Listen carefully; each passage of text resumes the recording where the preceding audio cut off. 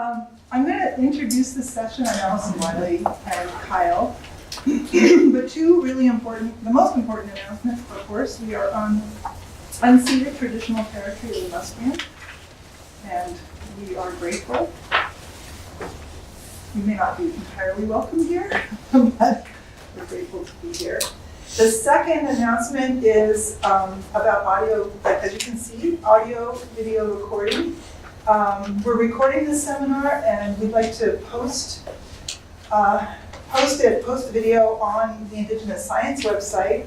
Let me know by next Friday if you would rather not see the recording made available online, if you'd like any part of the recording to be redacted, or if you have any other questions or concerns. So Kyle and I have already corresponded about this. Kyle's fine with, depending on what he says, I guess, with this going online. But certainly there'll be lots of time for discussion, and if in the end you'd rather not have your part of the discussion online, you can easily redact the discussion period. So that's the business part.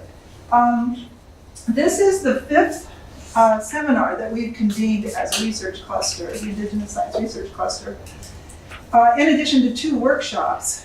Since roughly this time last year, I think our first workshop was in February last year. And they've been a mix of project-specific presentations and sessions on framing questions along lines of the one that we've scheduled for today. So they've included things like today, interrogating the name of the cluster, Indigenous/Science, addressing questions about what reconciliation can mean in a context where truths have been told, some apologies have been made, but transitional justice in the form of reparation, sovereignty, self-determination remain at best a work in progress. And crucially, many of these sessions, we wanted to explore the question of how we can best take up the TRC, the Truth and Reconciliation Commission's calls to action in the context of this research cluster. The central aim of the cluster, as we put it in the original proposal and in the statement of values that we drafted over the summer that's available online, is to move beyond the acknowledgement of historical and ongoing injustice in the treatment of Indigenous peoples in Canada, and specifically to find ways of working as a collective to cultivate equitable, respectful, transparent working partnerships between Indigenous and non-Indigenous communities. To put this in terms Kyle set out yesterday, we actually, in various contexts, use many of the key value terms that you were foregrounding. The aim is to build relationships first and explore what we can do in the context of partnerships founded on or that foster values of trust, reciprocity, and consent. As indicated in our subtitle, Partnerships in the Exploration of History and Environments, our more specific goal is to open a discussion about whether we have in our network research capabilities that might be useful for addressing questions about Indigenous histories and land use that matter to Indigenous communities. So we aim at developing Indigenous-led projects on community-defined questions. The capabilities in question, the capacities we have include, for example, archaeology, including non-destructive techniques like ground-penetrating radar, as well as standard survey and excavation methods, an array of lab-based expertise in geochemistry, isotope, and potentially, should the lab get set up, in DNA analysis, a design of digital databases and spatial archives that are community-oriented in their structure and content, and then also something we've been calling a reflection node, that Dan Steele is involved in, that I'm involved in, Sylvia Barron is involved in, we philosophers, this, charged with capturing emerging wisdom about how such partnerships take shape, what works, what doesn't. And that's really the focus for today. So it's a huge pleasure to welcome Kyle White to this seminar. It was Science Technology Studies that initiated his visit, and I was delighted to be able to make this a partnership between STS and Indigenous Science Cluster. He's a professor of philosophy at Michigan State University who's also appointed in several interdisciplinary programs at MSU, including American Indian and Indigenous Studies, Philosophy and Community Sustainability Program, Environmental Science, and Policy. He's Potawatomi, an enrolled member of the Citizen Potawatomi Nation, He publishes widely, as I'm sure you all know, on issues of environmental justice and climate policy, also food sovereignty. And he has extensive practical experience working with and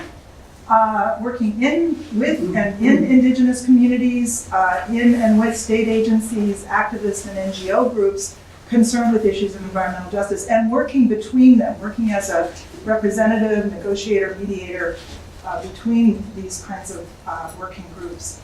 Kyle addresses all the issues we've been wrestling with in the cluster in the articles he forwarded us, and you'll have those articles through a link if you got an email, if you're here because of an email notice about this talk.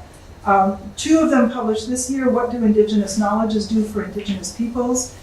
Indigenous Science, brackets fiction for the Anthropocene, and 7 Indigenous Principles for Successful Cooperation in Great Lakes Conservation Initiatives. So a number, and I should say also that a number of the partnerships and projects have been involved in them, it has been involved in. Some of them mentioned in these articles and foregrounded in his talk yesterday are ones that bring to the fore just the questions about the practicalities of building good working relations that we propose to discuss today. One, the title of one especially struck me, Integrating Indigenous and Western Knowledge to Transform Learning and Discovery in the Geosciences. I call out my geoscience colleagues in the back. Yeah, it's the title of an NSF grant for which he was co-PI with Carolyn Brinkworth at the National Center for Atmospheric Research, 2016 to 2018. I assume that one's pretty much over? Well, we had a no-cost extension. It will continue into 2019. Yeah. So when I asked Kyle about this one, he said, oh yeah, there's that one. But then here's like half a dozen others. In particular, the Menominee Sturgeon Restoration Project and climate relocation negotiations you're involved in Louisiana. So I thought the best place to start today would be to ask Kyle if he would, to invite Kyle to describe some of these projects and working relationships with an eye to addressing questions about how they actually work. So a couple of questions, we corresponded about a whole long list. We won't get to all of them, I'm sure. But the first one, how do scientific modes of practice come together or in conflict with Indigenous knowledge and practice in these partnerships and projects? Where are the points of friction? Where are the points that are, in a positive sense, catalytic? A couple of related questions that I get a lot, and I'm sure you have. How do you respond when differences arise that seem irreconcilable? And this can be from different directions. So for example, questions raised by those who see scientific modes, Indigenous partners who see scientific modes of inquiry as inherently oppressive, as extractive just in their nature, predicated on assumptions and infused by interests that cannot, that would be settler and colonial state interests, that cannot but undermine the interests of Indigenous communities. And from the other side, which is more what I get, from researchers who object that collaboration with Indigenous communities just is inherently antithetical to an ethos of doing value-free science, that it undermines the integrity and contravenes the aims of scientific inquiry. I think that's just wrong, but that's a question that comes up a lot. And then 2 further down the road questions, can collaborative practice in a field like archaeology, working with lab sciences of various kinds, other specialists, science specialists, can it be a locus? I mean, are we just dreaming, or can it be a locus for furthering goals of realizing justice for Indigenous communities? In a settler state, where, as I say, apologies have been made, the TRC has run, truths have been told, but we're not in a transition, this is not transitional justice we're seeing, or at least not yet. So how can we further those aspirations? And then this woven through all of them, what advice do you have for those who are developing or engaged in collaborative projects with Indigenous communities? Or more generally for those who work at the interface between Indigenous and scientific ways of knowing. So with that, welcome. Thank you.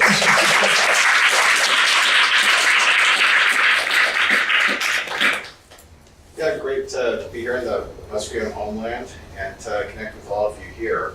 This is supposed to be an informal session, so you all can ask questions whenever you want. That totally works.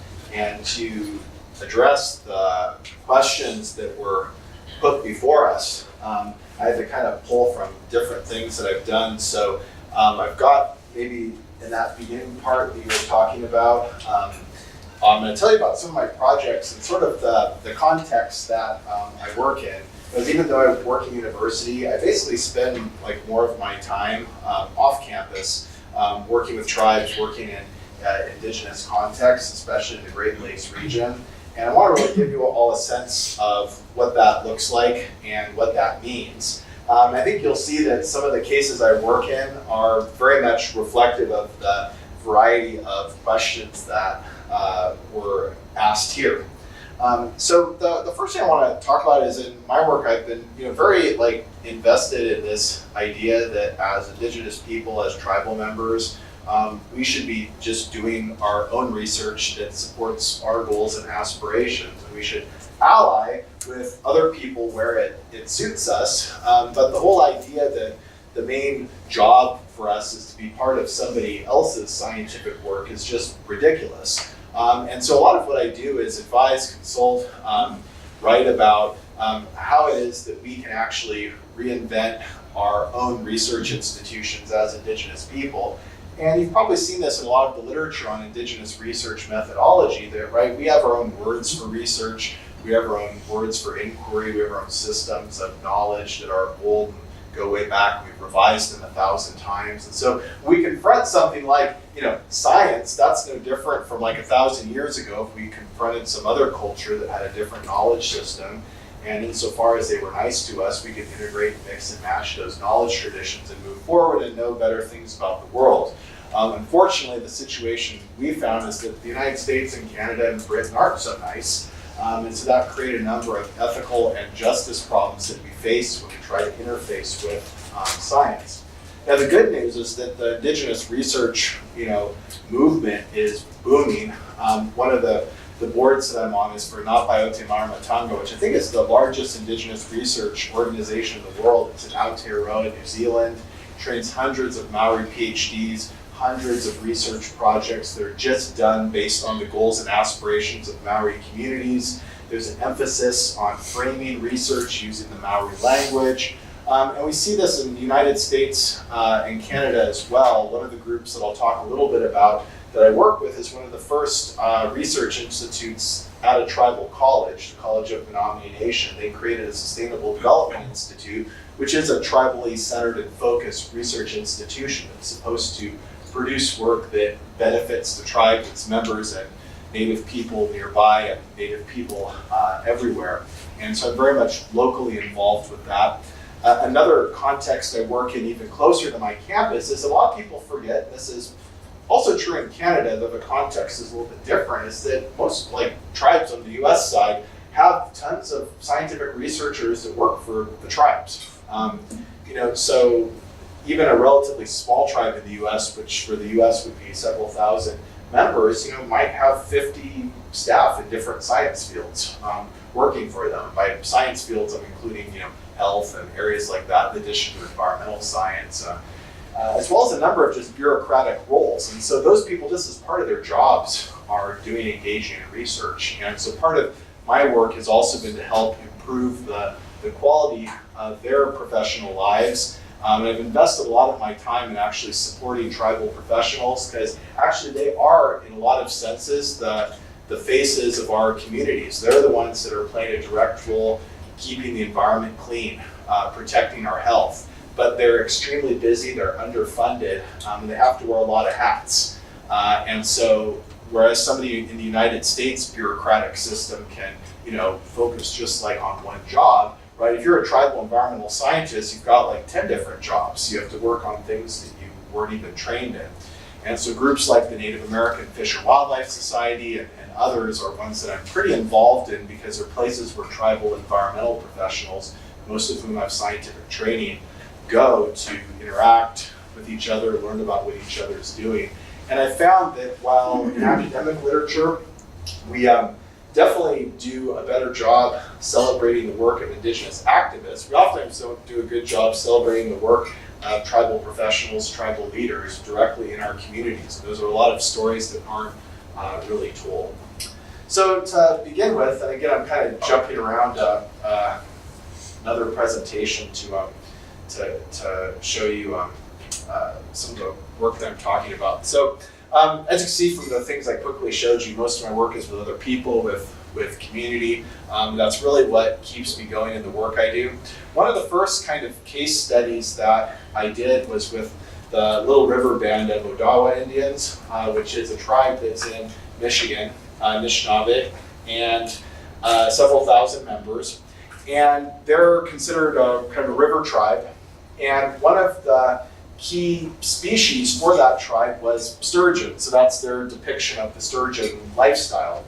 So sturgeon, as a lot of you all know, it's an anadromous fish in the freshwater environment, right? It's born in a little stream that goes out to the big lakes for like a decade or so, and somehow it knows exactly where to go back to spawn. And scientists, still are not fully clear on exactly how that works and how that's possible. So it's a key topic. Now, for tribes, sturgeon was huge for Anishinaabe people, because in the seasonal round society, when you were coming out of the winter and you were running out of supplies, that's when the sturgeon runs would occur. At least that was one time the sturgeon runs occur. And sturgeon are big, they're big fish. And that is how people fed themselves, essentially. And sturgeon historically lived longer than human beings. They can live over 100 years. And so actually people referred to them as like a grandparent fish.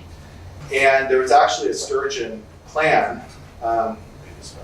There's actually a sturgeon clan that had people in it that there was actually a prohibition to eat sturgeon. So they were responsible for taking care of sturgeon, couldn't eat sturgeon.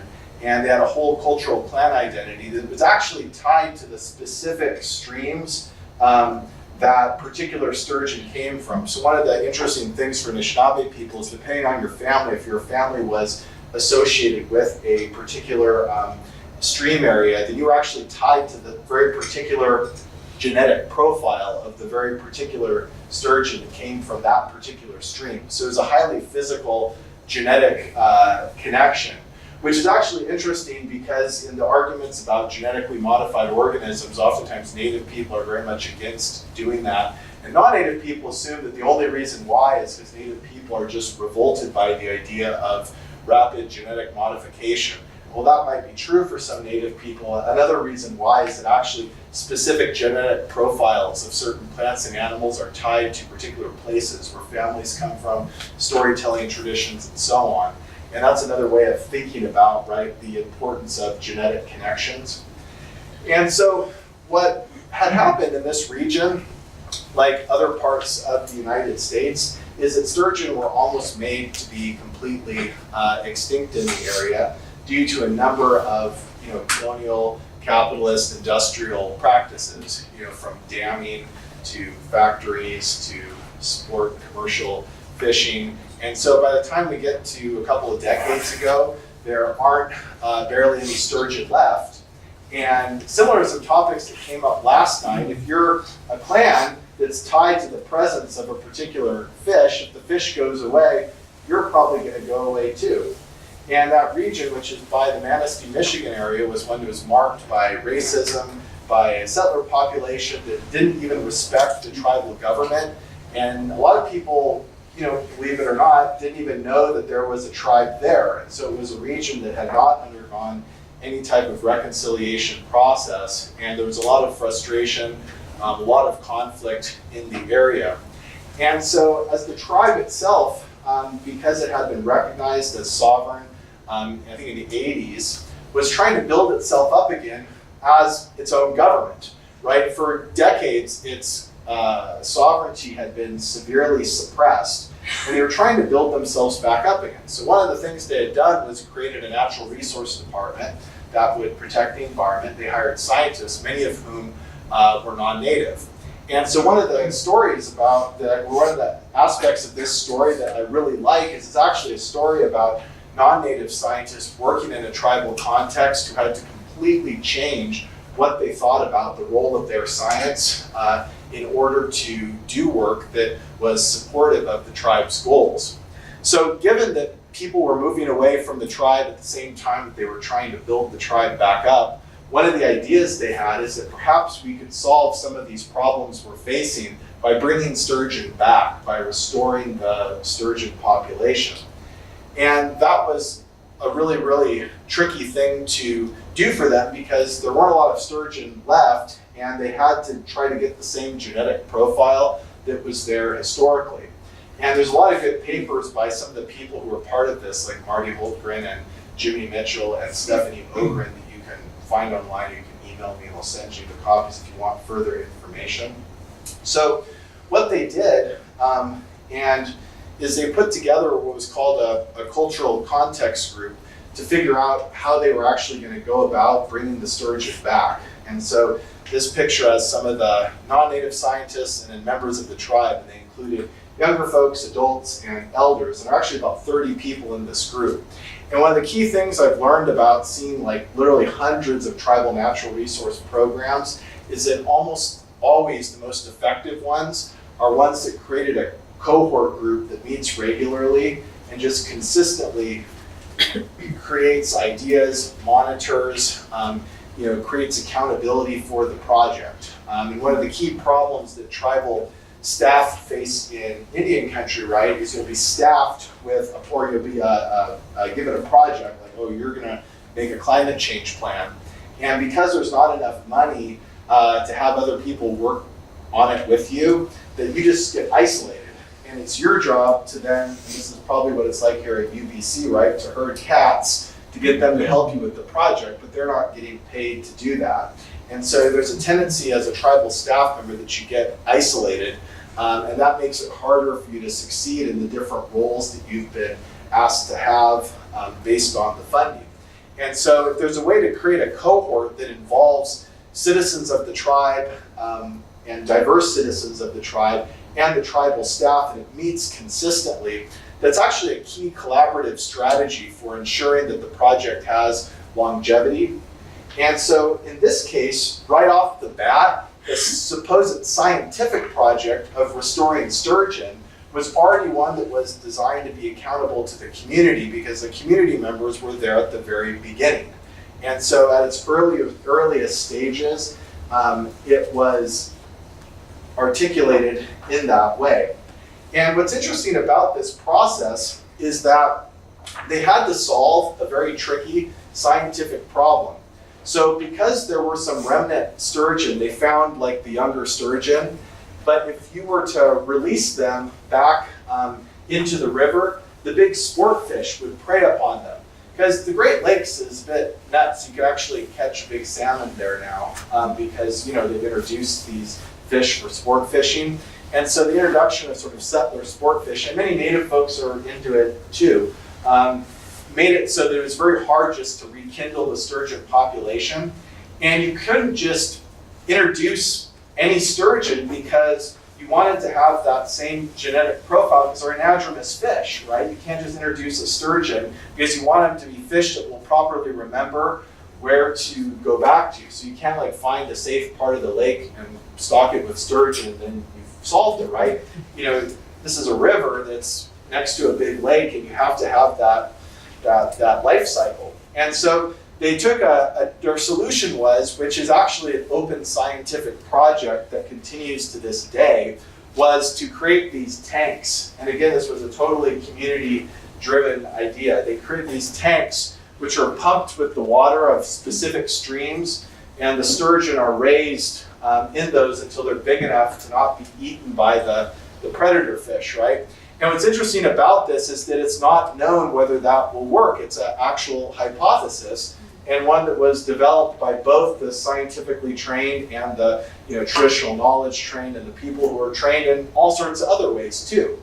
And so this was a key innovation, and this is the trailer we call the Sturgeon Starter, and that's the tribe's logo and all of that. And so they literally retrofitted this thing with all of these tanks and would raise the sturgeon to see if that water would facilitate the imprint process for the sturgeon. And so what's interesting here, right, is this is kind of like the conservation science part of it, right? It involved a lot of sort of intellectual work and a lot of understanding of the ecosystem. And for folks that were part of this if they were to tell you the whole story, like some people I mentioned, like Marty or Jimmy or Stephanie, that they'll tell you about all these ways in which they had to reconcile different types of knowledge. Like, for example, some of the scientists who were responsible for going out and finding the remaining sturgeon, you have to do it at night. You have to wade out into the river. And there were some folks in the tribe that believed that if you didn't use tobacco, then you wouldn't be able to find the sturgeon. And it was interesting about how they resolved that, because from a scientific perspective, the idea that somehow there's a causal relationship between sprinkling tobacco and sort of the fish emerging, is fairly dubious. And so it's an interesting story about how, instead of that turning into a kind of debate over the epistemic merits of each position, that they work together, and both sides, if you want to divide them in that way, realize, and I've written about this in another article, but not necessarily in relation to this case, both sides realize that each one actually had protocols of how it thought was the most respectful way to go and find sturgeon, right? The scientists had their own protocols about what you need to do to get prepped and ready to go wade out in the river, and the native folks had their own protocols too. And both protocols were values-based. They weren't, universal or objective in some sense. They were both protocols, and it turned out that when they started gelling and kind of doing both of their protocols, and the scientists even sprinkling the tobacco out, that actually they started finding fish. And so there, I think what's important is not this, idea that there was necessarily a causal, ecological, reaction that had somehow occurred, but rather that when people stuck with each other and they tried to be accountable to each other, they had the longevity needed to finally, arrive at being able to find sturgeon. And so it's a whole bunch of stories like that about how people avoided conflict and avoided using the language of epistemic difference in order to prevent themselves from collaborating. So that's kind of like the conservation science part of it. But what's interesting is that two of the white scientists realized that in order to actually make this project work, that it had to be much more than just about the restoration of the sturgeon population itself, because the sturgeon population would never reemerge unless people in the region knew about the project and felt that they had a connection to sturgeon. So for example, one problem that used to happen in that region is if you were a tribal scientist and you drive in a tribal truck with a tribal logo, you're going into different places to try to see if you can find sturgeon or see if there's not sturgeon there, or to check other aspects of the habitat, right? Like if there's an issue with the culvert or something like that. That non-native people might spit on you, or might not want to let you pass, or might say things to you, right? They won't respect you as an actual agent of a legitimate government. Because in the United States, federally recognized tribes are actually considered legally as the third sovereign, along with state and federal government. But if the local population doesn't respect you as such, then that sovereignty doesn't really mean a whole lot. And so in that case, right, if nobody in the region really understood that sturgeon was a native species, they didn't respect it or appreciate it, then they definitely were not going to respect the work of tribal scientists in doing their role to help steward and support sturgeon and do other things that protected the habitat and promoted a clean environment. So what the scientists had to do with this cultural context group is then actually create a way for people in the region to respect sturgeon, and for people who had been in conflict due to racism to actually come together. And so what they did is they created a brand new ceremony, right? People in that tribe have their own ceremonies about sturgeon that are secret, and they still do that. But you can also create a new ceremony too, which doesn't necessarily affect those ceremonies. And in fact, in the Great Lakes and elsewhere, especially historically in periods like the fur trade, one of the ways in which people that were separated by conflict and other differences would create kinship relations is through designing new ceremonies. And so it's interesting, especially French and Anishinaabe history, and actually Anishinaabe and Dakota history, how much they use the creation of new public ceremonies to forge bonds that didn't already exist. Now, back in the day, some of those things are not, ones we would probably do today, like people that would dig up their ancestors and then rebury them together. So I'm not saying anything like that. But here in the sturgeon case, what they did is created a sturgeon release ceremony that would occurs in the fall. They still do it. They've had a few bumps recently. It's just been going on for almost 15, 16 years now, but a few bumps, a few people left the tribe, but they're kind of back at it again, I think. But anyways, so when the fish are big enough to release into the river, they have a public event, and they sometimes get like several hundred or more. I mean, hundreds of people come to this, native and non-native. And when you go to it, I'll show you some of the other pictures, hold on. When you go to it, you get kind of a dosage of, tribal traditions, of science. You learn about how this was a collaboration not just with the tribe, but with multiple partners. You can see there's universities involved, there's federal and state agencies involved. So you learn how it was a collaboration and sort of celebrate the collaboration. Oops, sorry about that. So those of you who came to my talk last night, you saw I changed artwork, so I've forgotten how to use this one. So anyways, and you see, speeches from tribal leadership that affirms kind of the sovereignty of the tribe. So it's a whole sort of festival where you get exposed to tribal knowledge and science and history, and they don't spare you the details of how settler colonialism basically upset the sturgeon population and led to further troubles for the tribe.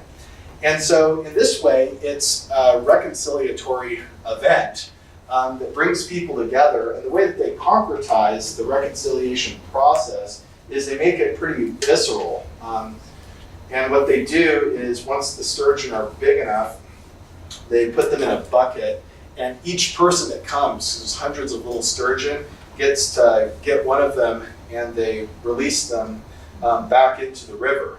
And so everybody goes and releases the sturgeon. You get a lot of kids that do it. Native and non-native people, everybody gets to release, a sturgeon. And so in this case, right, everybody comes away from the experience actually seeing, touching a sturgeon. You put your hand in and touch it, and then seeing it go into the river with the other fish.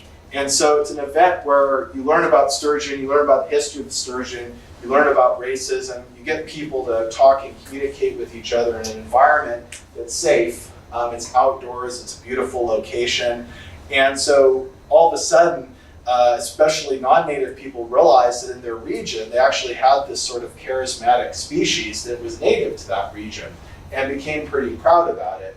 And in some of the case studies, I referenced some anecdotes of people, of non-native people who told me and told others that when they started off hearing about the project, they thought it was humans' responsibility to save the sturgeon. But given that sturgeon is now actually the agent that's bringing people together to have conversations and happy for right, it's actually the sturgeon that are saving the people. And so in a very anecdotal sense, I think that people in this region would say that this program definitely created more understanding. And tribal staff actually now report that white people will actually call them, or if they see them in the distance, will call them over to point out something that should be in their attention, right? Like if they see a fish somewhere, if they see something not so good in the environment, they'll call the tribe and say, "Did you guys know this would happen?" Right? They actually believe that the tribe is a sovereign entity now. They actually believe it's a governing entity, whereas before they didn't have that belief. And so the idea is for many people in the region, definitely not everybody, it's just the presence of the sturgeon and the history of the sturgeon in the region and bringing that out has changed how they think and their consciousness, and has supported something that I would say is kind of on the way to decolonization. But again, this is just only one fish, right? You can imagine if this type of thing is rolled out more extensively with different species. And there are some issues with this, right? Like, in some other interviews I did with the Great Lakes Indian Fish and Wildlife Commission, they told me that they didn't believe you could replicate processes like this unless it was like a really charismatic species, just because, and they didn't say this, but this is my interpretation, is because a lot of non-native people aren't going to get excited about something that's not like big and, interesting looking and things like that, right? But regardless, right, this is an example that combines science and reconciliation politics, society, culture.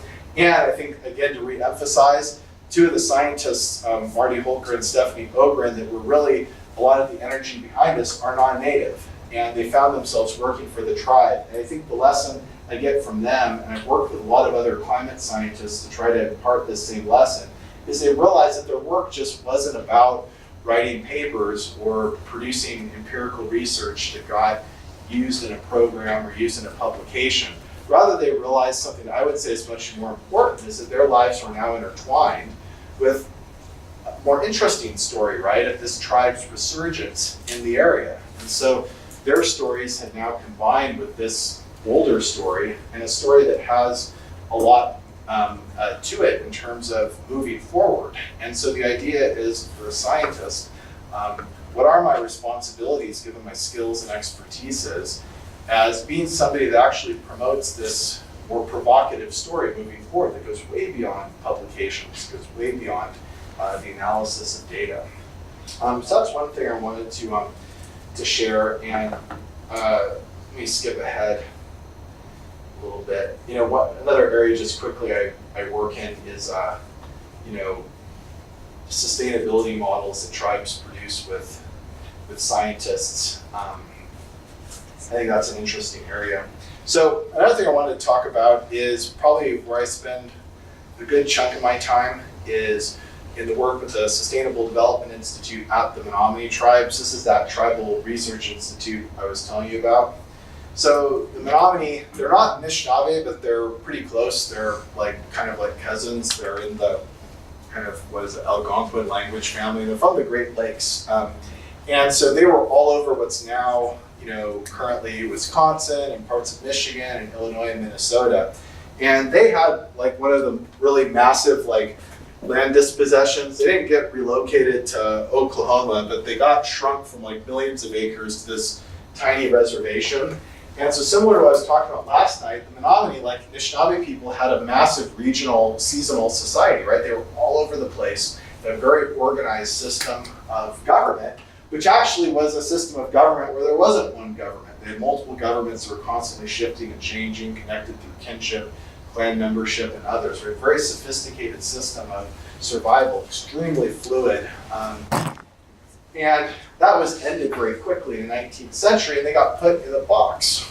Now, what did they do? To make a long story short, and I've got a paper on this that I wrote with Chris Caldwell and Marie Schaefer that tells a lot of this story, but the Menominee have written about themselves in lots of other publications too.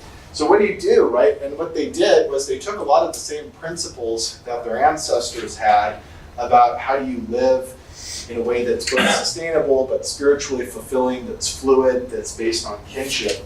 And they translated that to a box-like existence. And the result is that you can see their reservation from outer space.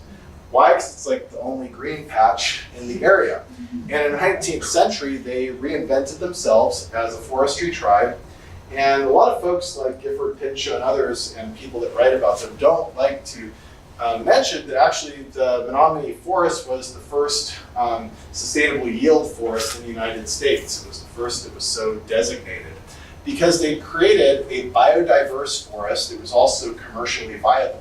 So it's not a monocrop forest. It's dense, biodiverse, full of wildlife, and it's used for cultural purposes, for commercial purposes, for family purposes.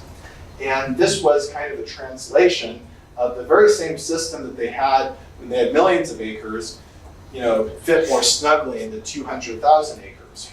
And so the forest is really the hero of the Menominee story of resisting colonialism and surviving and managing to protect a lot of their land and avoiding relocation. And the Sustainable Development Institute, as part of a collaboration with scientists and other folks in 1994 is when they started the Institute, which is not that long after Brutman. They actually created their own model of sustainability, which is based on 6 dimensions. And what's interesting about this is that it both comes from the Menominee cultural traditions, but also they're very adamant it comes from the Menominee traditions of how they created the forestry programs, how they adapted to US colonialism, and from the sustainability and resilience science at the time. And so this model is pretty cool because you can use it visually to depict, right, complex phenomena using the different shapes and symbols. And so it's a really interesting way of thinking about sustainability. And so with the Institute, Chris Caldwell is the director of it.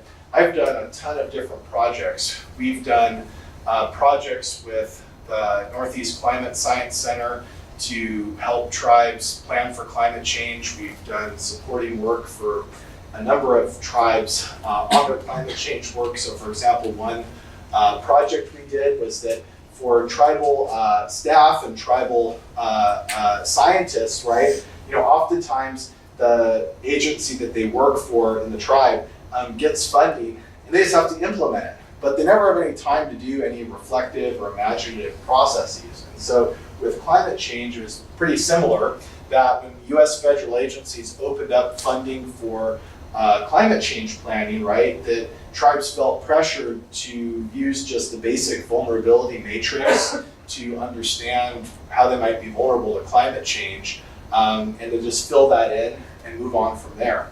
The problem with that matrix is it doesn't account for a lot of cultural, political, and social aspects of vulnerability to climate change that tribes are actually facing, including the idea that a lot of tribes don't like to be called vulnerable because it's not really the right term to use when talking about tribal connections and sensitivity to climate and environmental change. And so we came up with a project that to avoid this, we would create funding that would support the tribe, that would support Menominee as kind of a consultant to the tribes, to allow tribal staff to actually do scenario planning using a tribal model. So scenario planning is something you do in climate change planning where you get people in the community together and to actually talk about the future. And you use traditional knowledge, scientific information as the baseline, and then people say, oh, 30 years from now, what happens if the water levels rise? Or what happens if the temperatures change? And people just imagine all the different dimensions of what that change looks like. And even though that's highly sort of speculative information, it allows you to think about, well, if that's the scenario that could happen, what do we need to focus on today to be as prepared as possible? And so in this case, right, this was a collaboration where it was another tribe that was taking the lead in supporting collaborative work with other tribes. And so it was kind of a tribal collaboration. And because I'm at a university, right, it had a university component to it as well. But a key kind of theme in the work I do is that instead of always thinking that the main way the collaboration occurs, like a university and a tribe, it's more about actually empowering tribes' roles to play mediators too, or to be funders too, and then play other roles like that. And so what we would do in the project was take the burden off of the tribal staff, and we would do all of the planning ourselves. So we'd organize the community meetings, we would reach out to the right people in the tribe, we'd organize, do the catering, do all of that for these scenario planning meetings. We would create specific climate change profiles for the tribe that were actually based on the borders that the tribes cared about, right? The treaty area, the reservation area, the ancestral area. And so we made these climate change profiles instead of having like counties and state lines like are the ones that were typically being provided, right? They had all the borders and things that the tribe wanted. And so here's a number of services we would essentially provide to facilitate this process of scenario planning. We do the scenarios, and then the scenarios would be used for the tribal staff to persuade tribal council to do something, to write grants. So a number of tribes you work with, one, they won an award from the Obama administration for their climate change planning. Others have created climate change policies or their climate change plans their councils have fully accepted. And so it's a interesting project. Work with tons of tribes, probably somewhere between 15 and 20 just in the Great Lakes on this project. Another thing we did is we created a website. It's a clearinghouse for tribal climate change issues. It's part of the, and this is something that a lot of academics can be part of. It's called the Northeast, and Northeast means Great Lakes, like Northeast US, Indigenous Climate Resilience Network. And so we created a board of people from different tribes that meets regularly and discusses and shares information about issues at the nexus of climate change and science. And so we actually created a network in the region that supports greater dissemination of information and so on for tribes that are doing climate change work that has a scientific dimension to it. Another thing we do, which is what I was going to show you here, is we've created a lot of educational programs. We've educated through this work hundreds of climate scientists. We've trained a lot of interns, graduate students. I used to have, in terms of graduate students and postdocs I work with, a graduate student and a postdoc that was housed at Menominee each year. They do their work there. And so we're all about building up the capacity of the Sustainable Development Institute. And the idea is the more staff, the more people we can fund to actually be there and working there, the stronger it should be. Because technically that Sustainable Development Institute should be more like a department or something like that with that many researchers and interns and faculty. It's not obviously close to that now, but I think that's the point, to build its capacity. And so one of the things we do each summer is called the Indigenous Planning Summer Institute. And one of the things that this was about is when I was growing up, I really didn't have like a positive image of like having a career like working for my tribe or another tribe. And even in the tribal college system in the US, it's not really geared to giving Native students an idea that there actually is kind of a future working for a tribe, that there is a career. And I don't mean to air like too much dirty laundry, but you know, working in tribal bureaucracy and government is hard, right? It's high turnover, you know, the funding's not consistent. And so, you know, like all careers are challenges, but if you're not trained in those challenges before you get into it, then you're not going to be prepared. And my university and a lot of tribal colleges don't actually give people that preparation, which is sad given there are 573 federally recognized tribes in the US, all of which are plentiful in jobs. And so we wanted to provide a different model where instead of learning like about tribes, we learn in a tribe how the Menominee and tribes around it had succeeded and actually had success in governance and scientifically based governance, right? And so it's a week-long camp that involves about 30 Native students from all over, but about 10 of them are Menominee. And we spend time actually just learning about how the Menominee have succeeded and how they've actually used science and traditional knowledge to support themselves. And so the star of the show is the Menominee Forest. And just as a quick note, if you're a dancer, they literally have the best like powwow ground ever. It's called the Woodland Bowl. And it's really like built into the forest. Like it's pretty incredible, almost like an amphitheater going up. You can drive through there and see it. So we spend all our time basically doing activities, learning about the forest. And it's a lot of science, a lot of traditional knowledge about how they've managed the forest. We do cultural activities, obviously, in the forest. We eat good things. And you know, learn about actually how like the business works, right? You know, this is their sawmill, you know, which has been operating for well over 100 years. It's part of their treaty rights, and it's all discussion based, right? So it's like an indigenous pedagogical model where instead of like doing what I'm doing right now, you actually go experience things and then you talk about them. And there's not really anybody who's like an expert. Everybody's an expert because in Anishinaabe and like Menominee traditions, it's not like there's like one type of expertise. It's more that depending on what your age is or your experience, that everybody kind of has something interesting to say. So even if like somebody who's really inexperienced points out something that sounds bizarre, it's more like how do we understand why that's bizarre, and that itself is kind of interesting, right? Like say if a child says something that sounds kind of random, well, wait a minute, don't be like dismissive, like that's ridiculous. But wait, what did they see that made them say that, right? And that could actually give you insights that you don't get when you just assume that there's one expertise. So that's why like Potawatomi Nation is like, yeah, children are experts, elders are experts, everybody has some type of expertise. So obviously you give respect to people who have spent more time doing something in particular. But anyway, so, and most of the students who are part of this are students that are going to go into scientific careers. So it's actually a kind of like, training and inspiration for people that are going to be in the sciences, whether in a tribe or outside. And one of the things we've done recently is we bring in Indigenous folks from other parts of the world to actually just share what they do. And so this is Maria Elena Wambachano, who's a Quechua scholar who does comparative work on Quechua and Maori food sovereignty. And so she had developed this model of indigenous research called the Kipu model, and this is just her sharing that. And that's very inspiring. We visit the neighboring tribes like the Oneida. The Oneida is a really interesting story. They weren't boxed in, right? They are from like New York and Ontario and were relocated, right? Like tribes who were in Oklahoma to Wisconsin. And actually the Menominee were the ones that granted the Oneida some of their land. And the Oneida have done incredible stuff. They have an extensive food sovereignty program.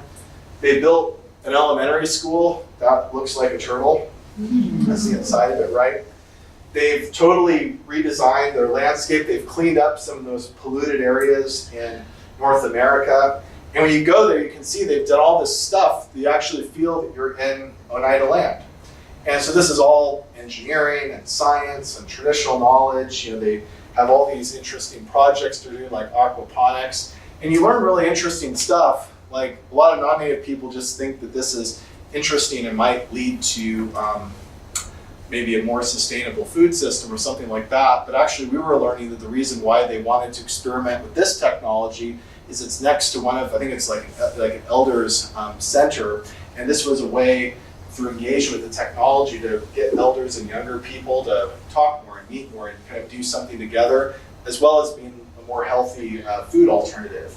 And so I think for a lot of tribal students, we say, wait a minute, if I'm like a scientist or an engineer, I can be doing stuff that is actually about strengthening accountability and trust and responsibility in my community. But that's actually a great career goal, right? And one that, you know, will kind of keep you out of the doldrums if you're behind on a deadline or, you know, things like that, right? So instead of obsessing about, you know, the publication itself, which is, you all know, right? Not a lot of people read those publications. Instead, you can be really driven by this idea that you're doing something that supports the resilience and sustainability of your community. And so we have great, you know, alumni in this program and doing it now for 7 or 8 years, I think, in different forms, and gearing up for one this summer.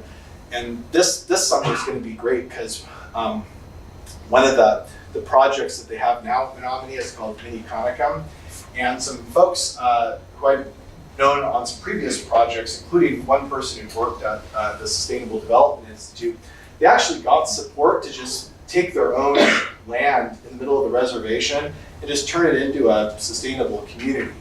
And so they're doing like sustainable agriculture, they're doing transitional housing, they're doing everything to just literally try to model what a tribally focused sustainable community would be like in the middle of the reservation. And it's tied to things like the resistance they're posing against mines and other threats in the region. So it includes justice and sustainability and traditional knowledge of Menominee language. And so the last thing I wanted to talk about, here we go. So staying a little bit closer to here, but so obviously the Menominee work has been really great. We're always doing stuff together. I used to go out there about once a month. If it wasn't for the big lake, it would be really close to get to. Another thing I've done with the affiliated tribes of Northwest Indians is this is a program, and for collaborations with scientists and tribes, especially if it's like universities and tribes, and this is an approach like I definitely think has some important lessons, is that so if you're a scientist, if you're at a university, if you have tenure, right, you know, what's really the goal that you have for the work that you're doing? So like for me, I think a lot of indigenous scholars just think this anyways, right? It's like I'm thinking very long term. Like my tribe situation is not going to be improved, as correlated with the number of publications that I have, right? In fact, there's probably not a lot I can do with my publications that will put a dent in the types of challenges that we're facing, right? So those publications will just, burn in the fire or disappear in the web or something like that, and it will all be forgotten. What I think for Native people we're really concerned about, right, is the reason why we face the challenges that we do, and climate change is a good example of this, so is pollution.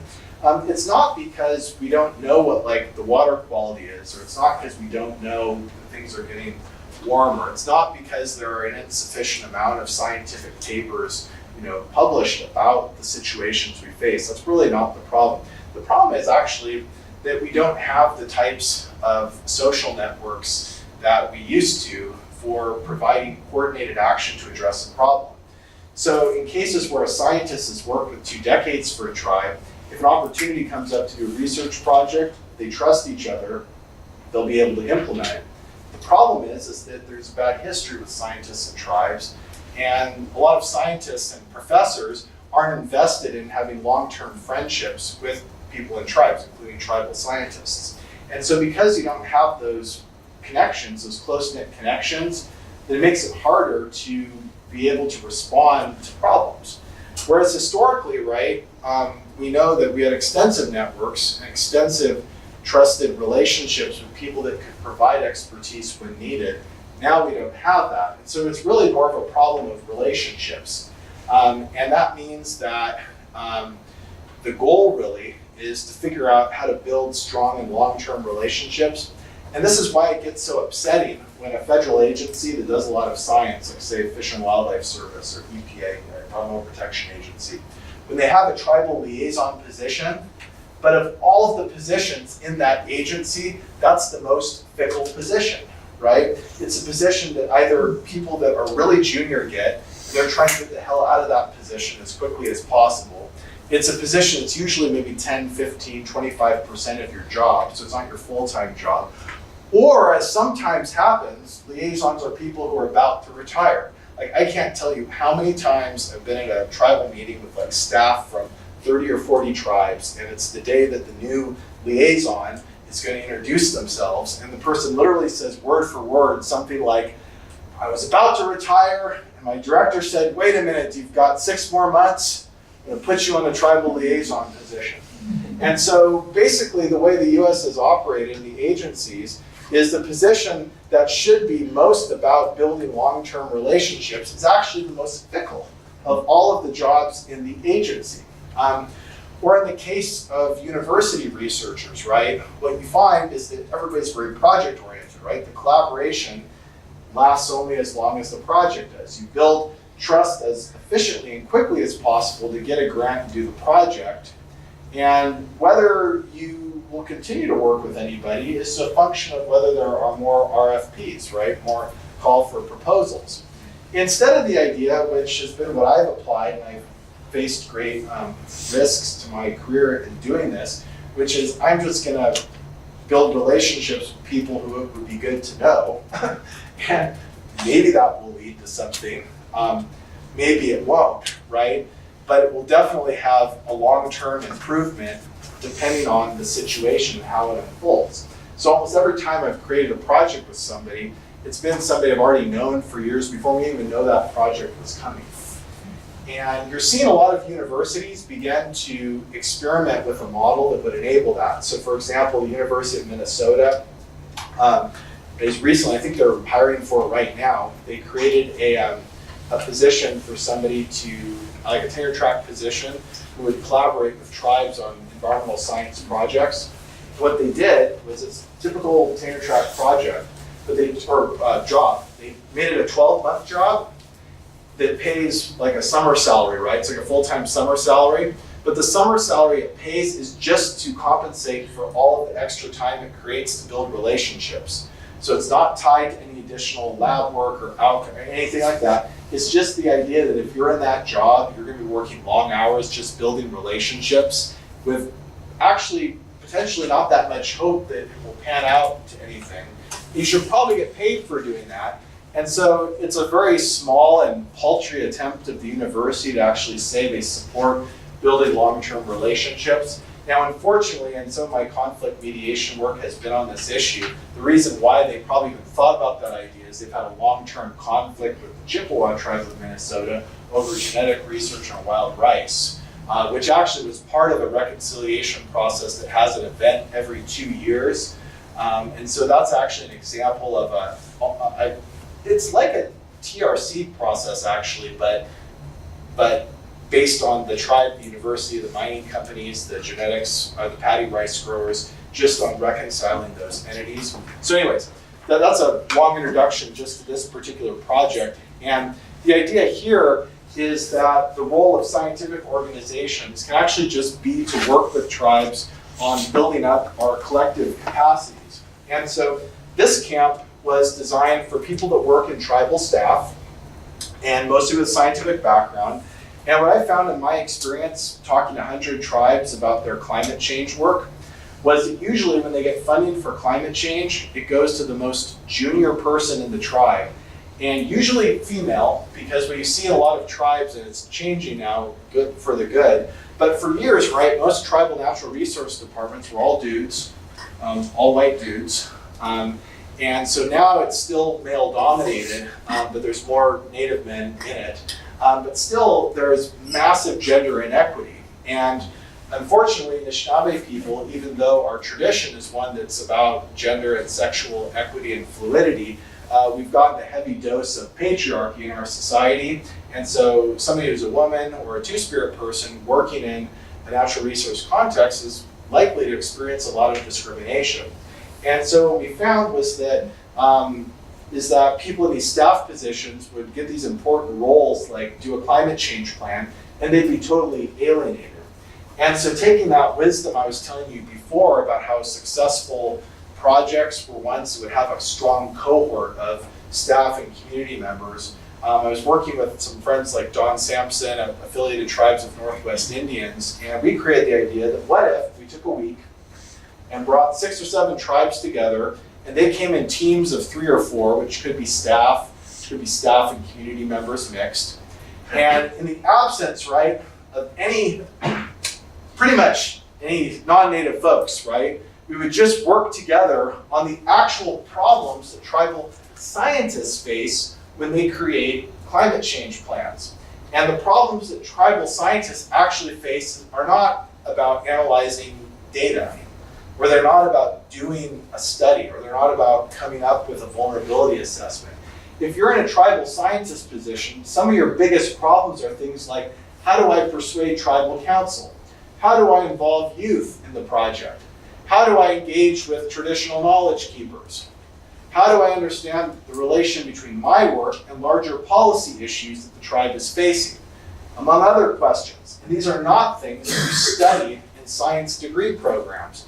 But if you don't know how to do these, you will not last long in a tribal career because you will get so frustrated, right, with the bureaucracy, the politics, and other things that you will not want to be there, and you'll take a higher paying job for the state or somebody else.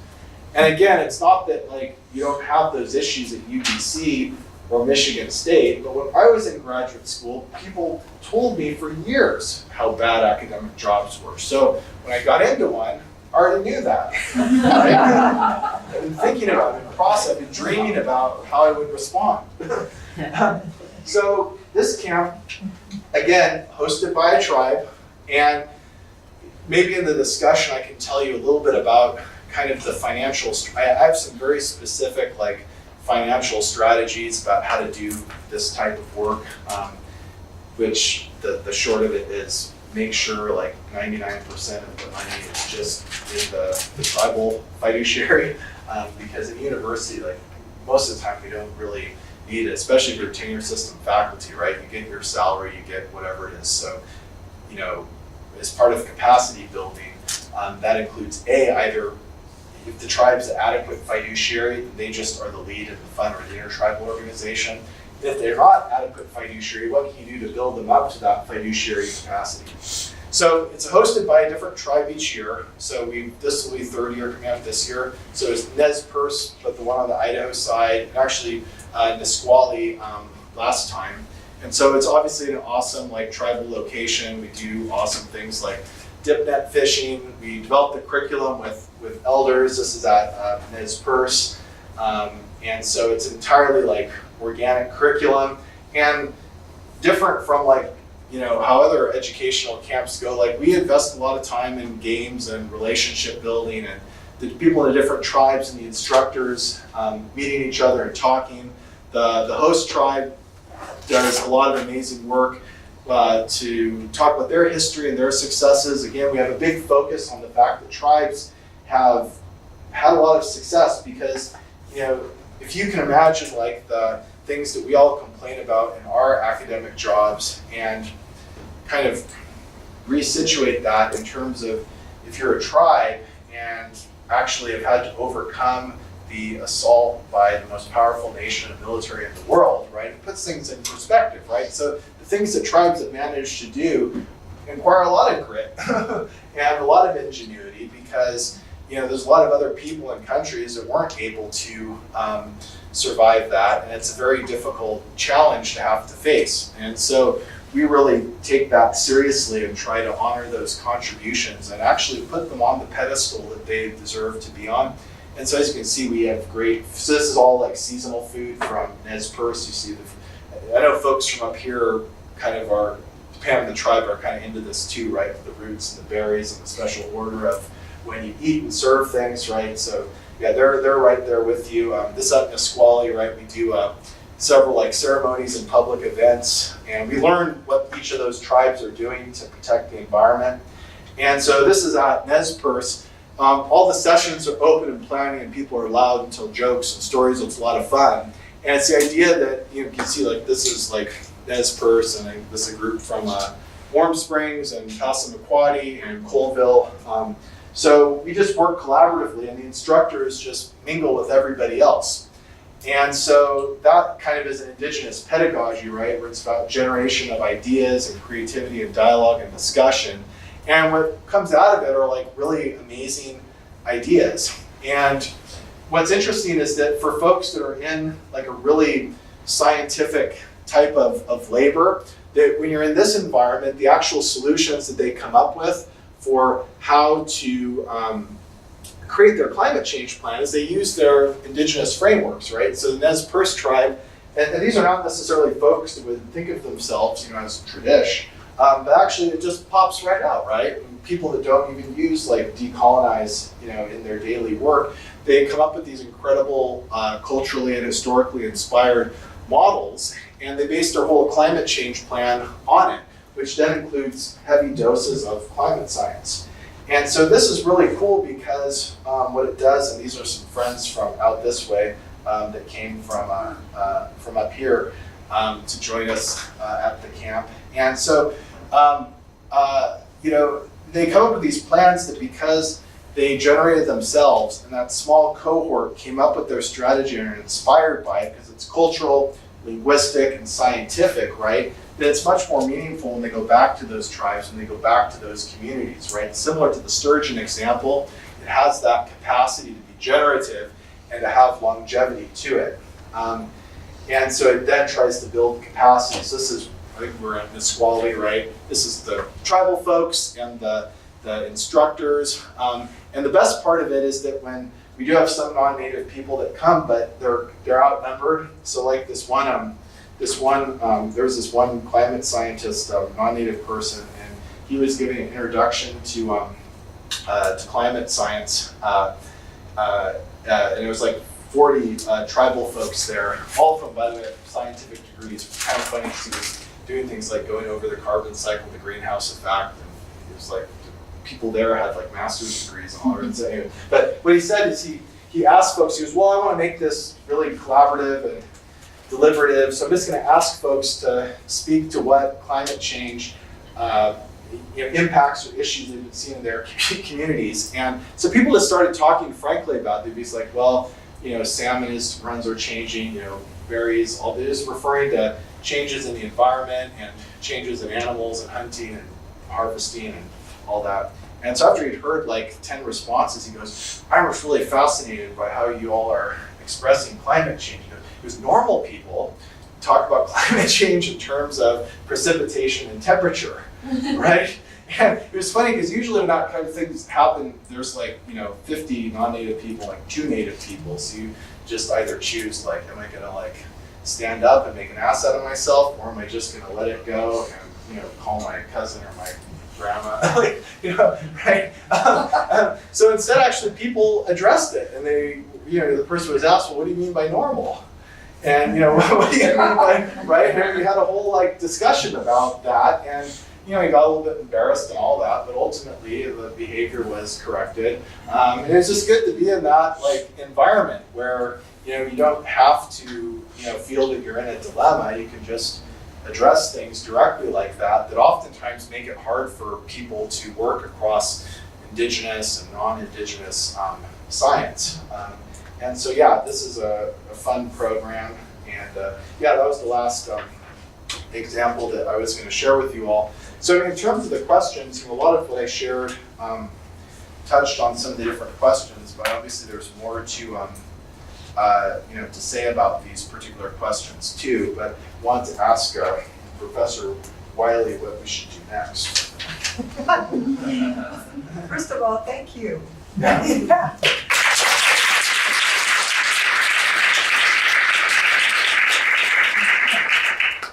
Professor Wiley had originally billed this as an informal discussion, and then audiences were getting bigger and on and on. So I really appreciate that with little notice you've given us such a rich presentation. I raised these questions at the beginning. You have touched on many of them. I wonder if we should just open it to folks who are here. What questions do you have? Maybe about particular projects you're engaged in. Questions. Thank you so much for a very fascinating and inspiring lecture. I was just so fascinated about the restoration project, and I have two questions. Sorry. So, for instance, I'm working with indigenous communities in the Sikkim Himalayas in India, in Majiwa in Zimbabwe, working on community documentation and revitalization of indigenous crops that are drought tolerant and very diverse. And I'm trying to use arts-based research methodologies as kind of an event that you created to create spaces for people to share their stories and share their reflections, and maybe can be elderly people talking about how they used to harvest and cultivate their traditional crops to younger generations, so it can be a knowledge transmission form. And I think these, as you said, these projects need to be present in different parts. But I think being in an academic institution, there is a barrier to actually do that. And in my case, I'm very interested in working on that action part and really doing the events and making certain changes and impacts for the communities and for myself too. But PhD doesn't really help support that processes. But I believe that PhD needs to be working on these issues and really looking at the changes and impacts as well. Looking at the climate changes, social changes, environmental changes, they are pressing issues, and academic institutions are very, very slow to change. So my first question is, I think the university has a lot of work to be looking at what PhD can do, and also then what knowledge means for us. I guess the Western knowledge in conventional academic institutions and what knowledge means to different indigenous communities that may not be owned by anyone. Might be the concept of knowledge might be different, and so I guess I'm trying to ask how do you see future academic institutions and PhD programs or any graduate programs to be different from the conventional present ones in order to address the climate change issues? And how can the academic institutions be more open about what knowledge means? Yeah, good question. And I do want to kind of respond though to it in terms of some of the things you mentioned that like I really identify with and how I've thought of like how to kind of address that. So one thing I hear a lot, and I think part of this is kind of like an issue of people's consciousness, and you probably encounter this too. If I tell somebody, shoot, if you're a scientist, you need to also know how to like persuade politicians and know how to organize a new ceremony or how to, have a public meeting. And a lot of my, friends and professors were like, well, that's not fair. I was trained to do X, Y, and Z, and how am I supposed to, to do all that and to take that on and to do it effectively?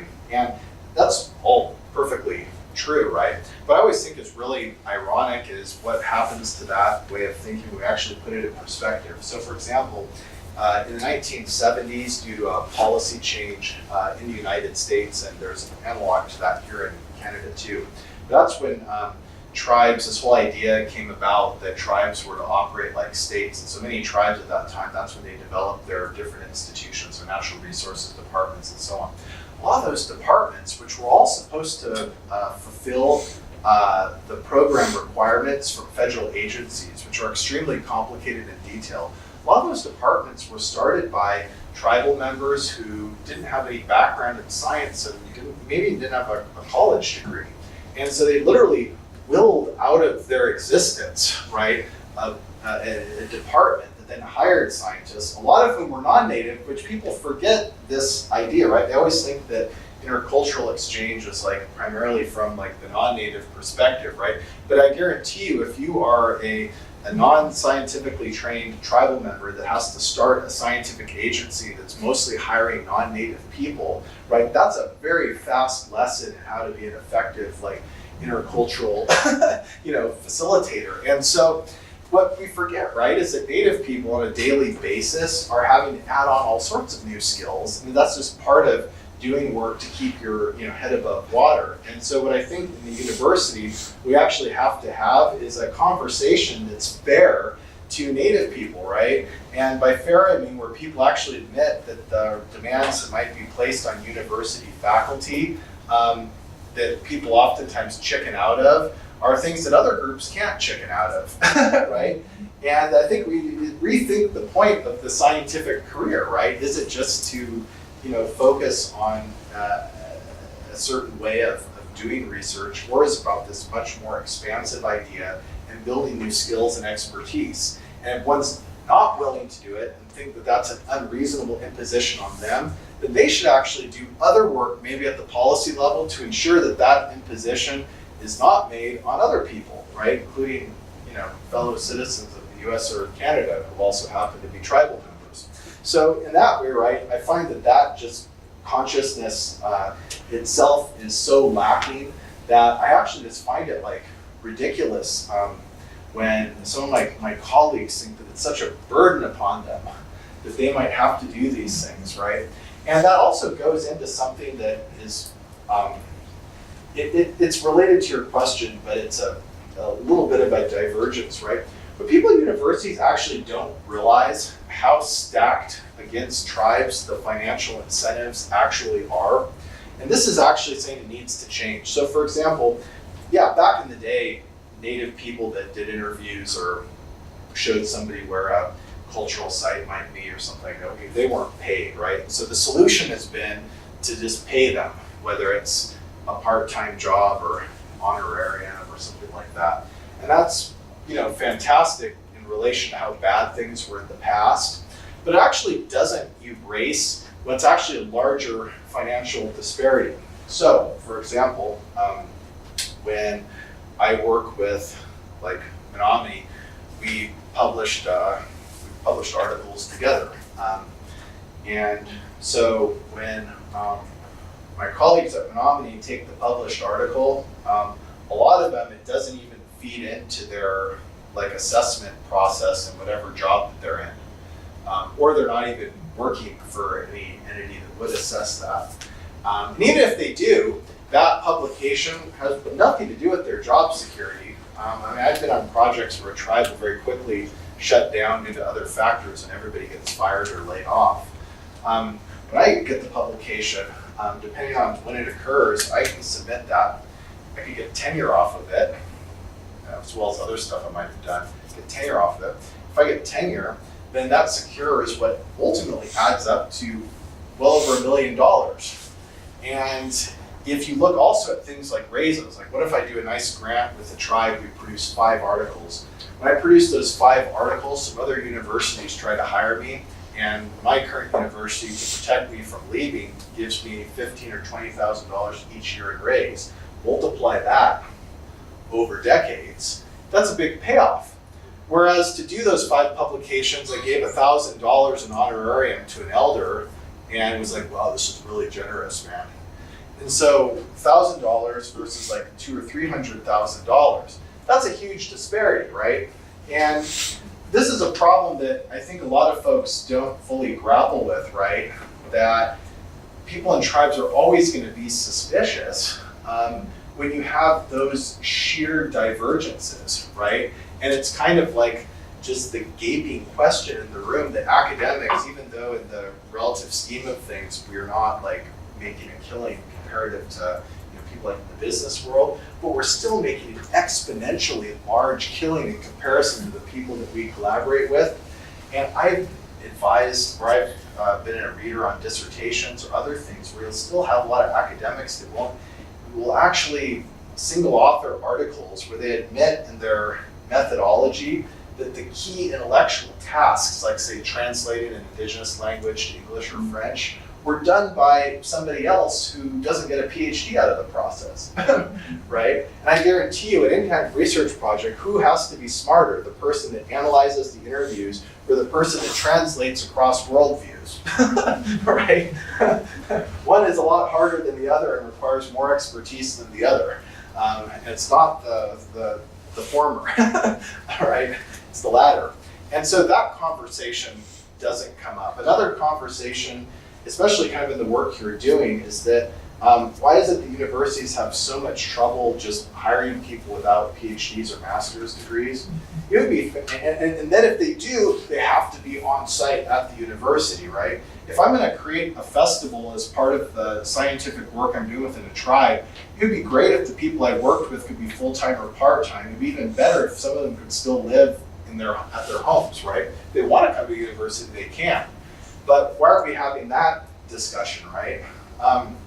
Another thing comes down to this question of, will I pass my dissertation or will I get tenure? And, like places like UBC and my campus, you get certain departments and they don't care whether your project, helped achieve reconciliation in a region. They don't care whether you actually had to change your project in a way that ruled you out from publishing in journals that are on whatever list your department has for tenure and promotion, right? They don't care, even though that might be more scientifically interesting to publish about why a certain intention wasn't able to be fulfilled once you learned more about the situation. Oftentimes that's not considered to be scientific. And I think in that sense, the main way, at least that I've thought about it, is that's much more about what somebody thinks is fulfilling in their life, and that's actually a way to separate very different types of values, and that there actually is a difference between somebody that at the end of the day believes in the power of certain types of publications and just wants to find an ethical way to do it, and somebody who actually doesn't believe in publications at all and sees them as an annoyance to be able to do something that is maybe vastly much more important. And to be able to be in the latter camp, right, it doesn't mean you get rid of thinking about publications, because they can be very valuable, but they're not the priority and they're not the measure. And that does mean that you have to have a backup plan for when you do get fired, right? And some people like me got lucky and didn't get fired. But other people have, right? So it's kind of, the situation of, who you are, what your values are, and what's going to fulfill you. And until our campuses ultimately change at the structural level, then a lot of us are still going to be in that dilemma. And the last thing I'll just say about this, which is related to one of the papers that was submitted for this session, is I think it really needs to be put in context that so every society does research in some way. And society do research in ways, sometimes there's good aspects about it, sometimes there's bad aspects about it. So like indigenous science systems that go back hundreds of years, there were some good things that they did, some bad things that they did too, right? So nobody's perfect. A university, and I find it really funny that, and I even had this too when I was in the university, it's like you're trained to think that you are part of the university because of your individual curiosity. And whether you're in philosophy or in environmental science, there's this idea that, oh, I'm a person that's passionate about, water, or I'm passionate about air, or I'm passionate about, geology. And so I'm going to find something where I can explore that passion in like an unbiased way. And you sort of get this idea that it's all about you, and that your job is about just what you set out to do in your aspiration. And tribes, on the other hand, are collective, or these collective entities you might see. They've got knowledge traditions, they have a need for science, but somehow it doesn't get connected to the fact that the situation looks much differently from a tribal perspective, right? So UBC and Michigan State were actually both created to serve the interests of Canada and the United States. Now, were they designed perfectly to do so? No, that's why, like the United States, we have climate skeptics and other people that don't trust universities, right? They did their best to create these institutions to advance their interests. And in things like pharmaceuticals and other areas, they do a pretty good job, right? They allow for some hefty corporate influence.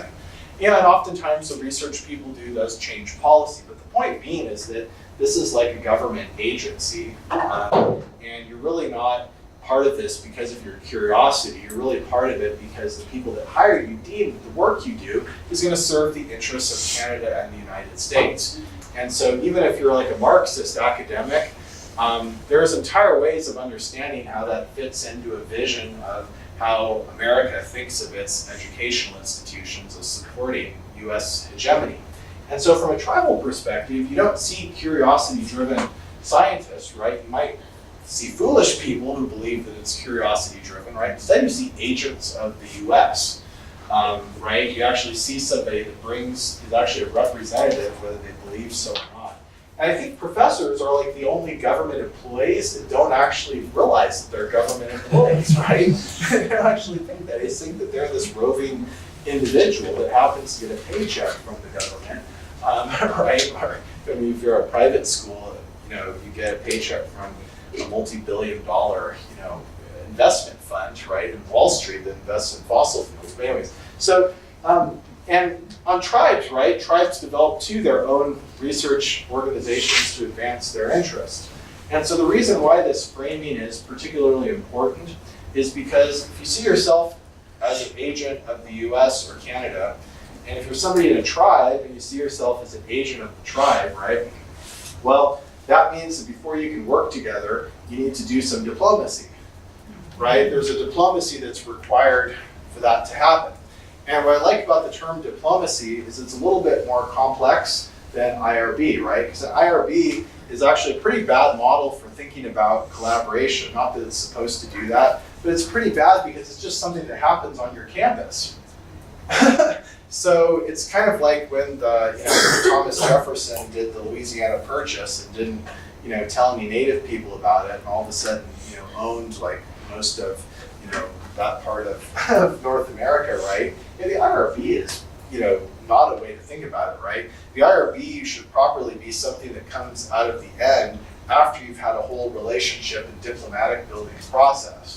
And so one thing I find is interesting is that when a lot of Native people talk about things like the importance of kinship relationships and things like that, what that is really referring to is just an acknowledgement that it's all about networking.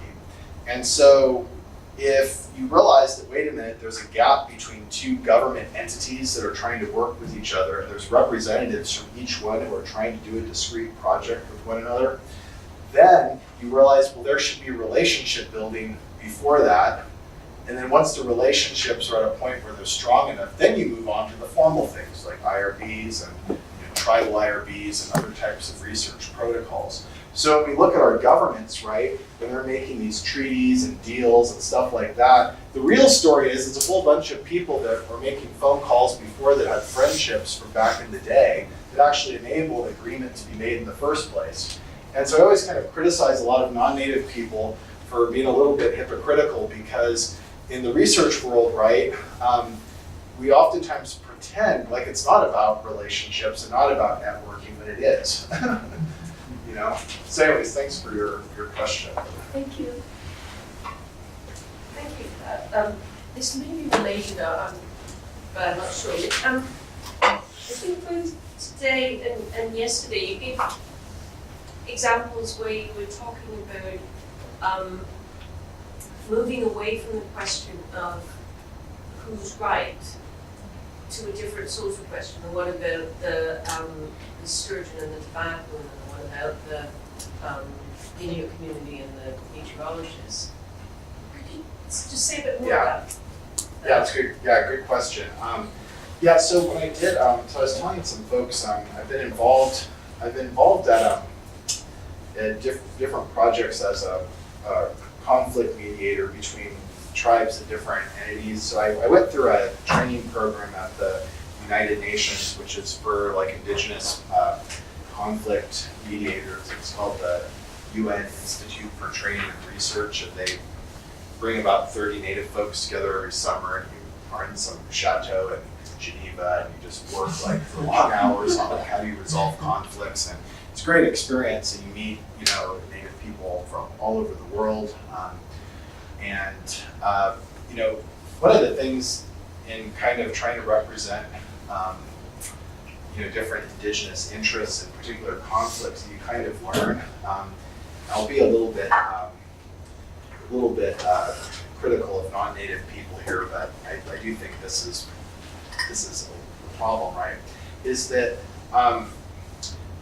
the realities of, you know, Indigenous life today, when I think non-Native people learn about them, they're like, oh, well, we're done working with you guys, right? Like, you know, if they find out actually that somebody who is, you know, a greatly revered, you know, traditional knowledge holder is lacking in maybe some basic ecological knowledge about some topic, right? That's like, well, so much for traditional knowledge then, right? Or if they find out that tribes disagree with each other, right? I've had to mediate on like multi-million-dollar contracts where the way the project was designed by non-Native people was in a way that they actually hadn't dawned on them that different tribes might hate each other, right? And then when they found out why they hated each other, which was rooted in family and politics and all sorts of other things, right? Then they're even more unsympathetic. And they're like, well, these folks are just, you know, crazy. And so you find this like high level of sort of intolerance, right? Where if you're like a Native person, you're working with a non-Native person, right?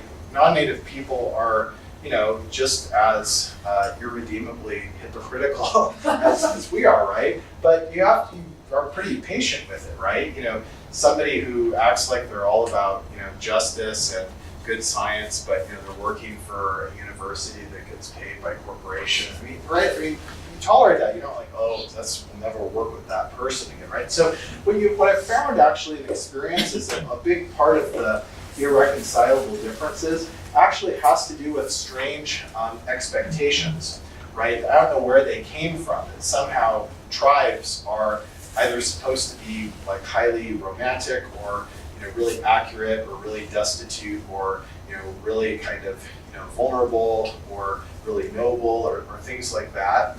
And when people don't know how to handle the fact that that's not true. And so I'll give you a couple of examples.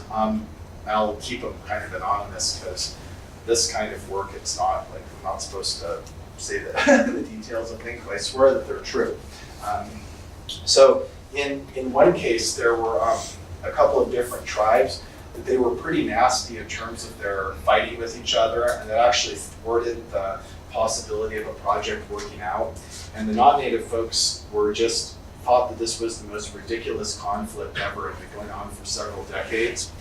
And part of what they had to realize actually is if you looked at the origins of the conflict, at every stage, the conflict was actually fueled by things that like the Bureau of Indian Affairs did, or things that like a non-native anthropologist did, right? In fact, you find a lot of cases where there are ones where tribes fight against each other because they were identified as different due to how local leaders interpreted anthropological writings from the early 1900s. And so that's not something those tribes created, right? Or the Bureau of Indian Affairs has done really bizarre things to either intentionally or unintentionally create divisions. And so if somebody realizes, well, wait a minute, the cause of the conflict is not some kind of, like recalcitrance or stubbornness or unreasonableness by the tribe, but it's a product of things that were done from them. Well, that means maybe that the idea shouldn't just be to how do we persuade both people to get along, but to have a deeper process of mediation and reconciliation to actually address kind of those structural issues, right?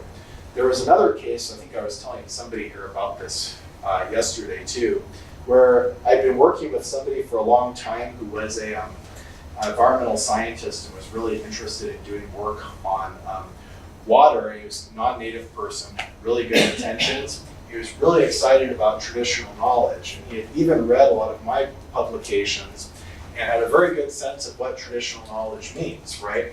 Kind of this idea of like decades and generations, long repositories of knowledge of things like water levels and water quality and the relation between water and fish and water and plants and so on. And this person had been actually interacting with a particular tribe that's in a beautiful coastal area of the Great Lakes for a long time just to get going on this project. And what's interesting is because this person had just assumed they knew what traditional knowledge was, and all tribes had exactly that form of knowledge, that they just never sort of sat down to actually talk, okay, what are we dealing with here in terms of my knowledge and their knowledge and so on. They never actually had that conversation, just assumed that that is what it would be. And so that person got pretty disappointed when they actually started the project. And it turned out that this tribe was entirely dispossessed of its homelands earlier in the 20th century. And it wasn't until the 1980s that they had moved back and had just been building themselves back up inland. And they really hadn't been in for like 60 or 70 years. And so when the scientists found this out, they're like horrified. This tribe had no traditional knowledge, right? Because there was no like long-term sustained knowledge of water and kind of didn't know what to do about it. And what was interesting is that the way it eventually got resolved was that and I talked to this person about it, and talked to some people in the tribe, is that it actually turned out that while the tribe didn't had this kind of big break in their kind of knowledge of water, since they had re-inhabited that area, they'd been collecting almost 30 years of water samples, but didn't have the capacity to analyze it. So they had decades of actually information about water, but no capacity to actually do something with it. And the way that they were collecting it too was kind of interesting because it was almost a community-centered way of collecting it.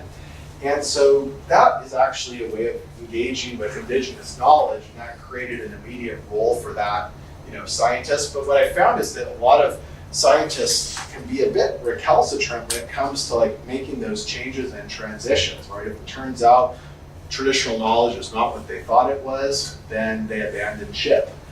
Instead of a much more fluid relationship that's subject to, learning and appreciation. Now, in terms of like deeper types of,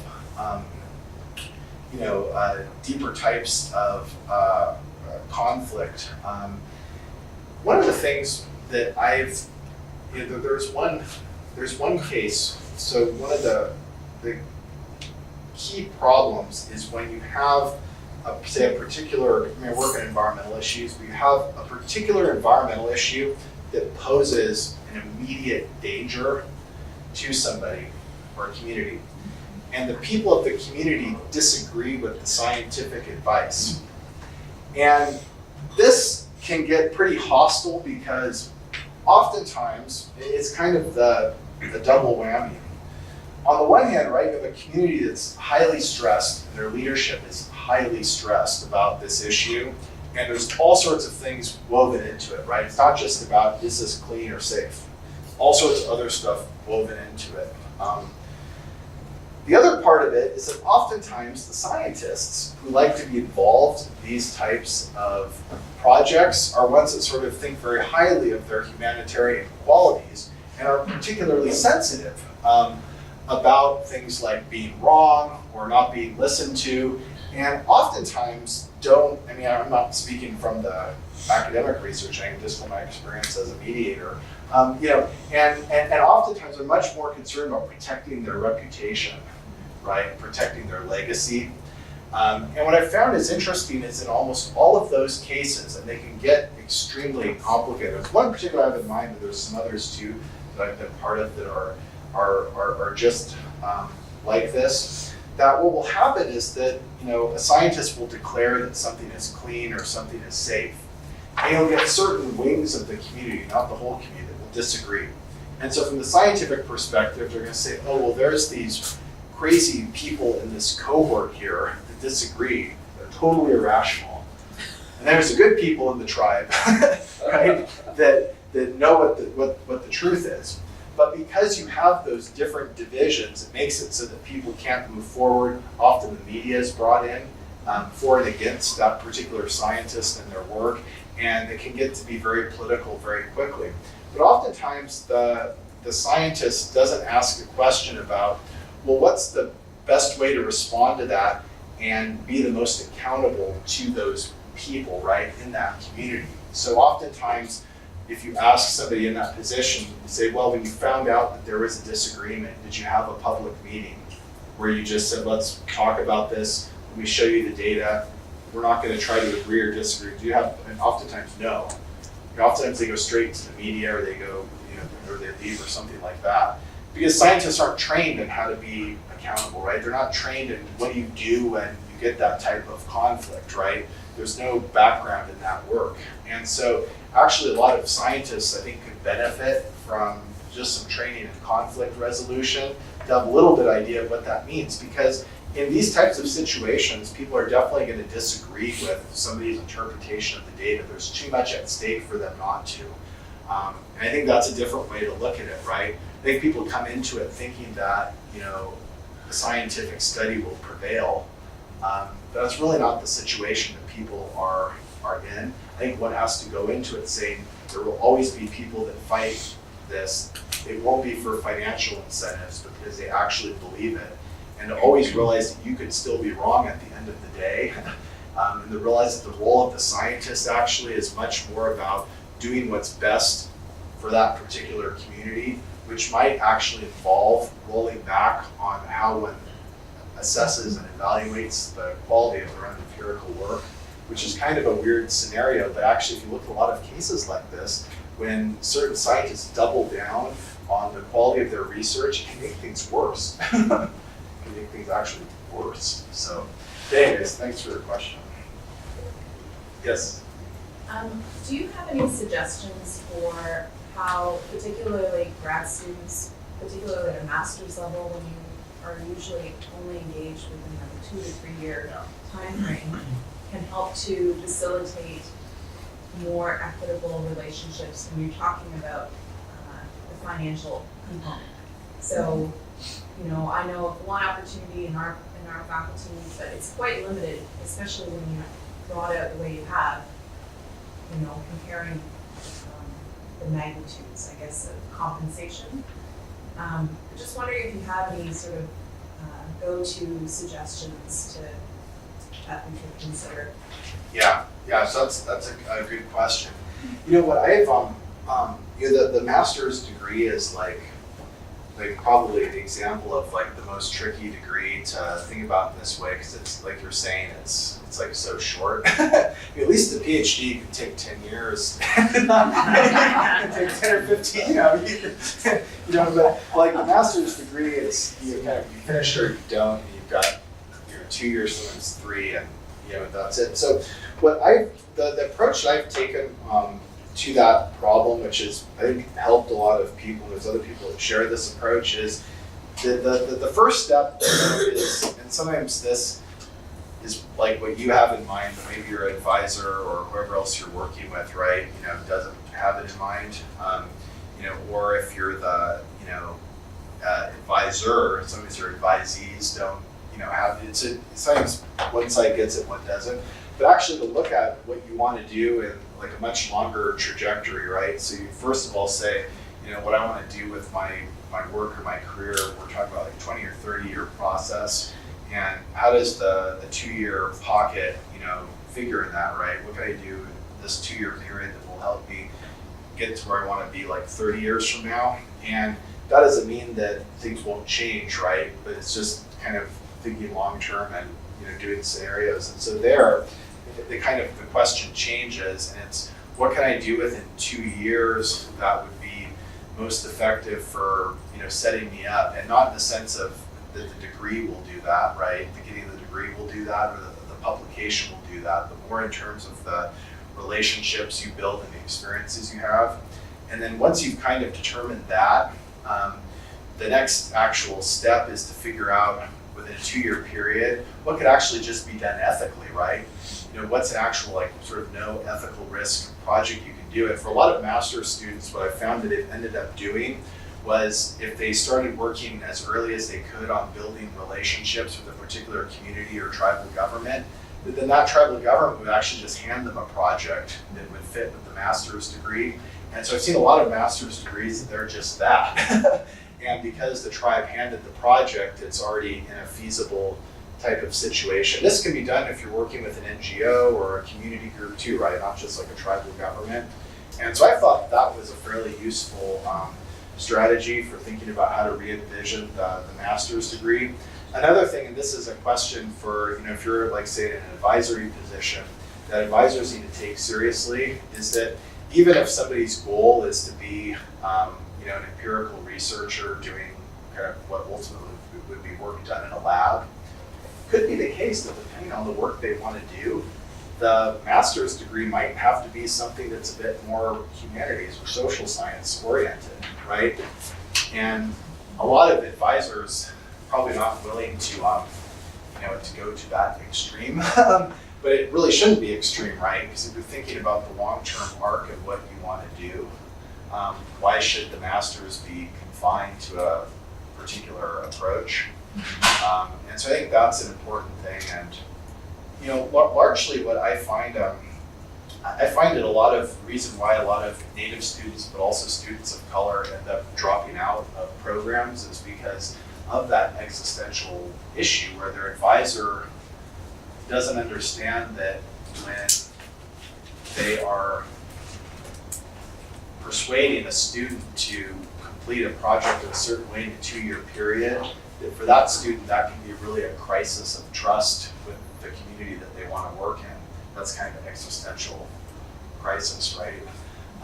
And because advisors are not trained in how to work with people who might be going through that type of professional, crisis, then it becomes a non-effective relationship. So I think those are actually things as well, because I found that, and the last thing I'll say on this is I don't work that much with, I do work every so often with master's students, but I've advised like a lot of master's students on the side.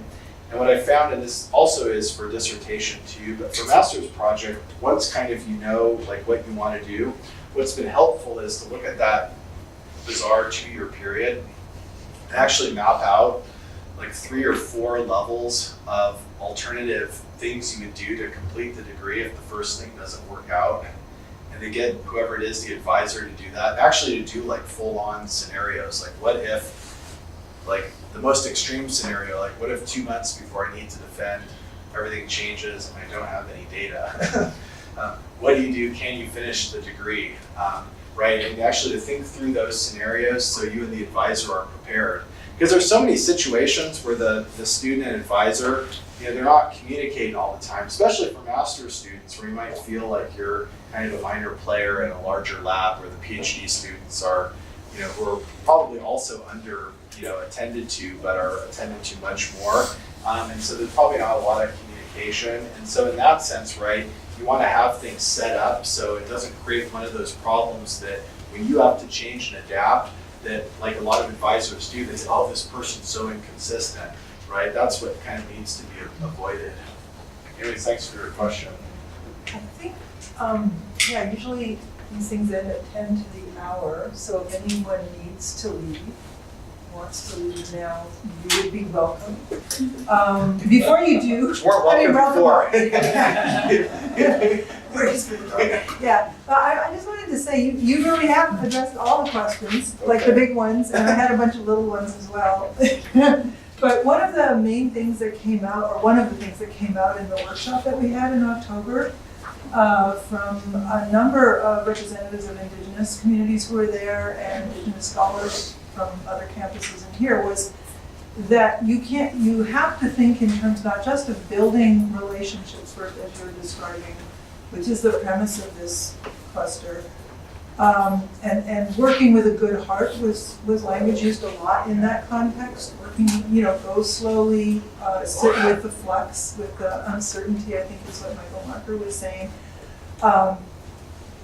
With respect to Indigenous community partners, non-academic community partners, but you have to be prepared for a long-term effort to transform the institutions you're in. And that was like a really dominant message. And all the things, like the questions that you're getting in any questions about what that means for training for students, what that means, like the credit systems, what counts as productivity, what counts as, what will be on a CV, how you credit those you work with for whom a publication doesn't mean anything at all, how you address the elephant in the room that if you're in an academic position, you have ongoing, sometimes pretty secure support to do work with people who don't have that support. So I really thank you for raising all those issues and giving us really concrete stuff to think about. Okay, good. Well, thanks for having me out here. Yeah, nice to Thank meet you. everybody.